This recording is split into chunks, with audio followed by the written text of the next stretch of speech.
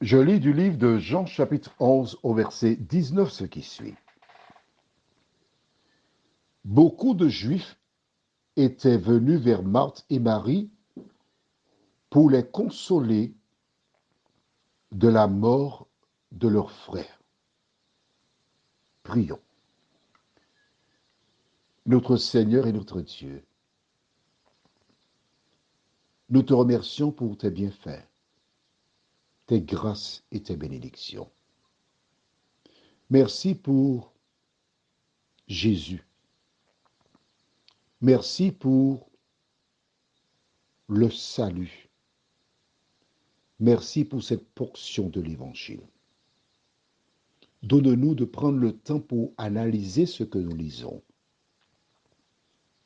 et que ton esprit nous aide à modifier nos pratiques au nom de Jésus pour ta gloire éternelle.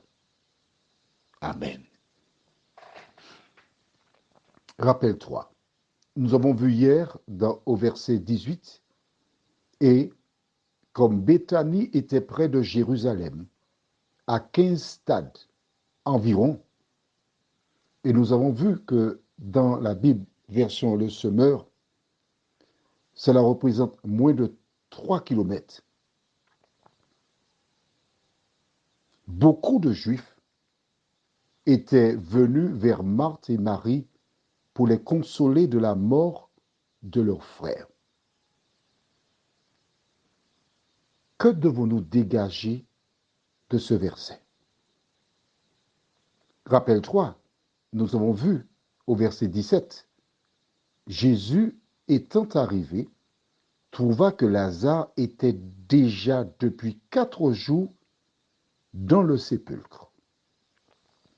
Donc 4 jours après l'ensevelissement de Lazare, il y avait beaucoup de Juifs qui étaient venus pour consoler les deux sœurs. Pourquoi?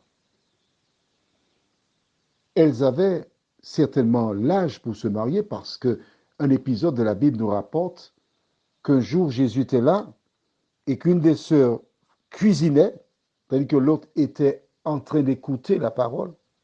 Donc elles étaient des adultes. Et malheureusement, diront certains, heureusement, diront d'autres, mais si elles n'étaient pas mariées. On pense qu'une jeune femme en âge de se marier qui ne l'est pas est malheureuse, c'est faux. Si Dieu n'a pas permis que tu sois marié, il sait pourquoi. Remercie le Seigneur. Et ça me fait penser à une chanson créole qui dit « Roche en dedans, commandé sorti, et roche qui déro, commandé entré ». En clair, il y a des femmes qui veulent sortir du mariage et celles qui ne sont pas mariées veulent se marier. Quelle que soit ta condition, que la volonté de Dieu soit faite. Tu n'es pas malheureuse. Au contraire, il y a certaines qui sont heureuses, malheureuses, des deux côtés. Mais ces deux femmes-là, elles se retrouvent seules. L'absence de frère qui les protégeait, l'absence de frère qui était là, il n'était plus. Aller chercher du bois, faire les petits travaux, il n'avait personne. C'était une grosse perte. Et les Juifs sont venus pour les consoler. Cela nous indique aussi que lorsque nous avons une connaissance, un parent qui a perdu un de ses membres, nous devons faire preuve de solidarité.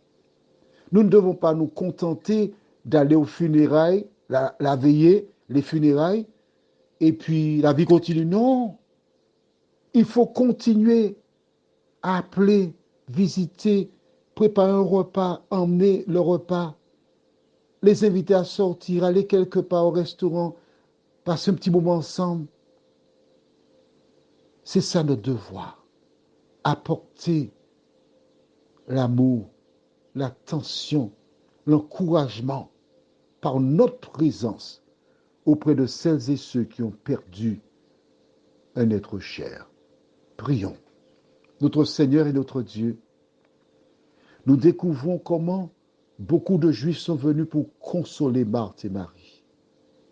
4 jours après les funérailles. Nous réalisons, Seigneur, que nous sommes loin de cet idéal. Merci pour ta parole qui nous donne une piqûre de rappel. Aide-nous par ta grâce à partir d'aujourd'hui à développer une autre relation à l'endroit de celles et ceux qui ont perdu un être cher.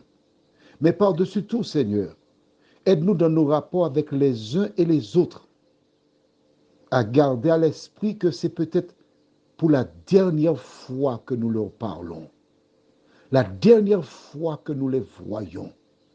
Aide-nous dans tous nos rapports à vivre dans la paix, l'harmonie, afin que si la mort vient frapper à la porte de l'un ou l'autre, nous n'ayons pas des regrets. Merci de nous entendre et de nous exaucer, car nous t'avons prié au nom de Jésus et pour ta gloire éternelle. Amen. Je te souhaite une bonne journée avec ton Seigneur.